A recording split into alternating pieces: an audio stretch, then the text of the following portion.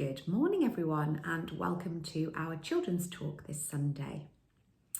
I hope you have had a great week.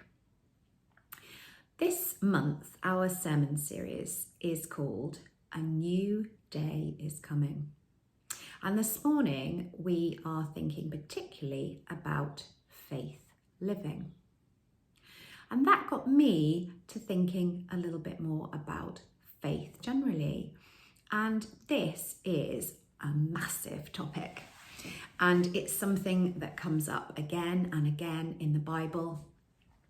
And there are loads and loads of different stories that tell us of people's great faith over the years. But let's start with a simple definition. I quite liked this one.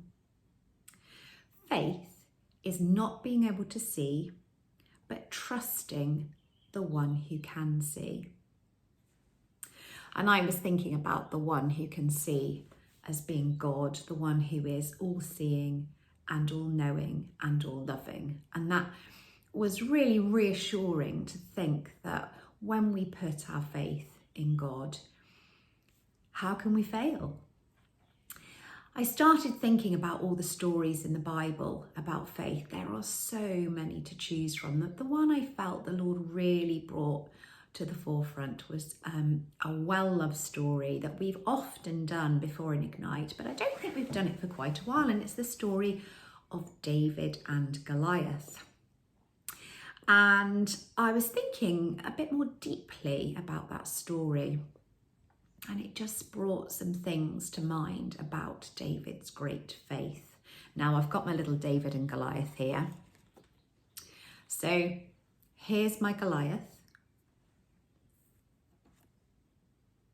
And here's my David. And I hope you can see straight away that Goliath is a giant.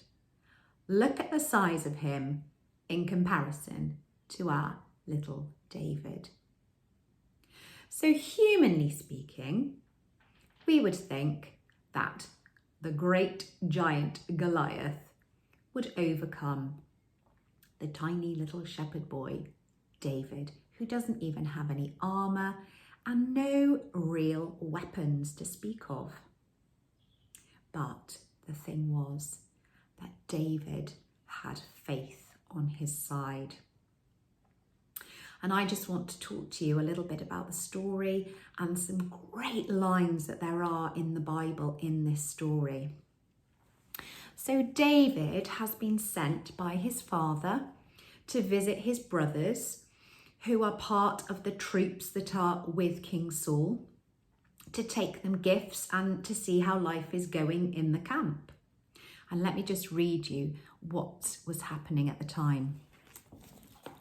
This story is to be found in 1 Samuel. And I love this line in verse 23.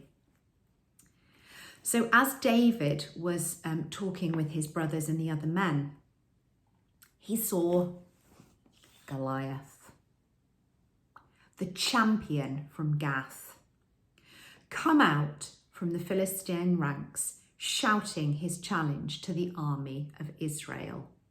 And you can just imagine this giant coming out, shouting not very pleasant things, I would imagine, making quite a noise and sounding pretty terrifying. And this is what happened. As soon as the Israelite army saw him, they began to run away in fright. "Have you seen the giant?" the men were asking. "He comes out each day to challenge Israel." And David was there and he was thinking about all this.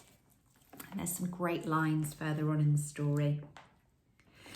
So they tell David about Goliath and what's been going on and the promises that the king has made for the man who kills Goliath. And then in verse 32, David says to King Saul, "Don't worry about a thing. I'll go fight this Philistine." So here's our little David. And here's our Goliath, our giant. And little David, fearless, is going out to fight the mighty giant who has weapons and armour and everything else. And the little shepherd boy David just has his stick and his sling.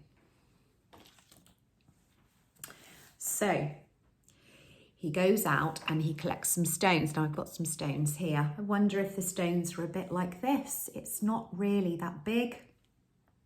He collected them from the stream and he put them in his pouch. And that was all he had. But he had something much greater, didn't he?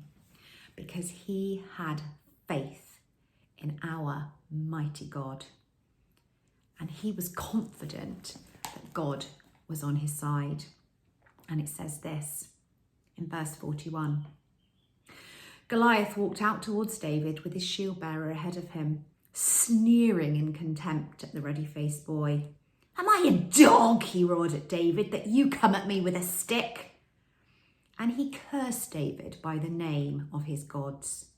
Come over here and I'll give your flesh to the birds and wild animals, Goliath yelled. Goliath was totally confident that he was going to be the winner today. But I love David's reply. David shouted in reply, you come to me with sword, spear and javelin, but I come to you in the name of the Lord Almighty, the God of the armies of Israel, whom you have defied. Today the Lord will conquer you, and I will kill you and cut off your head. Everyone will know that the Lord does not need weapons to rescue his people. It is his battle, not ours. The Lord will give you to us. And that's how a little shepherd boy conquered a giant, because David did indeed, as we know, go on to kill the very confident Goliath, because he had faith in his victory.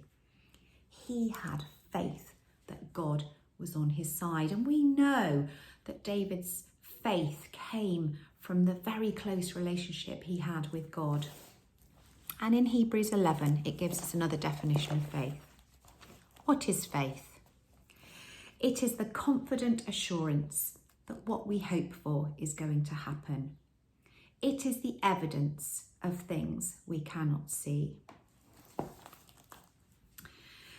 Now, I don't think that you're going to be going out onto any battlefields anytime soon to fight any giants, but you will have different giants in your life. And I would urge you to bring your giants to God. And if you pray in faith, and if you trust him, and if you talk to him and get to know him, he will bring victory in your life. So, thank you for listening today, and I will look forward to seeing many of you lovely people next Sunday at our family service. So until then, bye-bye for now.